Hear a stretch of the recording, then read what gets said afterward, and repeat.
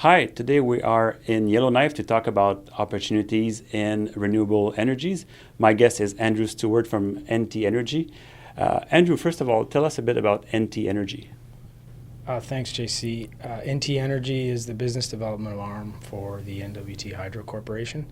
We're a sister company to the Power Corporation. We do projects of interest to the government of the Northwest Territories, typically on the electricity side, and have looked at a host of opportunities and options across the territory. Tell us a bit about the opportunities or the need for clean and affordable energy. Well, I think if you were to canvass people in the territory, you'd see that energy is a really high priority. It's a high-cost issue for residents and businesses that operate here. So we're looking at any opportunities we have to make things more affordable, but also to have cleaner energy sources and renewable energy sources where possible. So, Do you have examples of projects or what's happening right now in the territories? Sure. We've looked at a host of grid expansion opportunities to expand our hydro system to tie those things together. We're also looking at spurs to diesel communities that are close to the existing hydro systems. LNG is one of the cleaner fossil fuels that we're looking to deploy for our road-connected thermal communities. In the more remote diesel communities, we tend to look to the specific region and the specific resources that exist there, whether it's hydro or wind.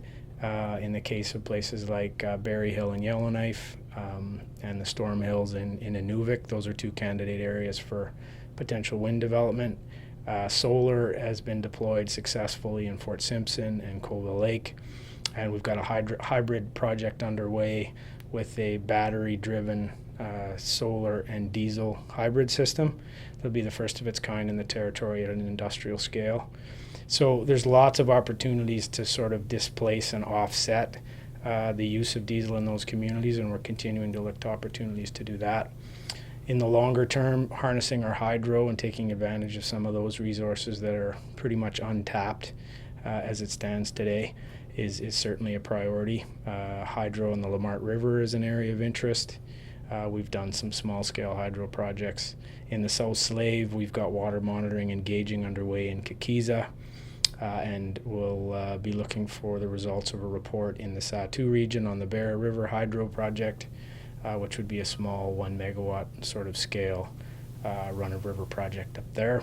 So there's lots of opportunities, and we're certainly looking to support any initiatives that can bring cleaner and more affordable energy to the north. As well for industry, we would love to see new industry emerge that can be done sustainably.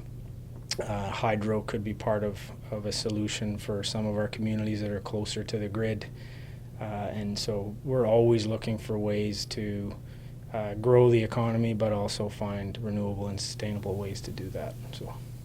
And how do investors or contractors that are interested in being part of this, how do they go about to being involved in this industry? Well, I think it's important to stay apprised of what's happening.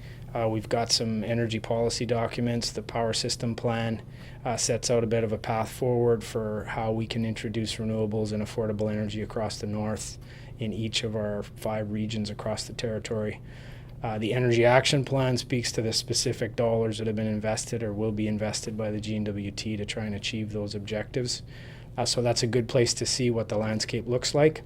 In terms of actual projects, we're committed to doing RFP public competition processes that start at the pre-feasibility and conceptual level, and as these projects get momentum, then public RFPs will be issued for actual construction projects. And that can range from fairly short-term solar projects that can be installed very quickly to hydro development projects, which can take 5 to 10 years to materialize. So there's great opportunities, and I think it's important for consultants in industry and business to be aware of some of the opportunities up here. Yeah. For sure.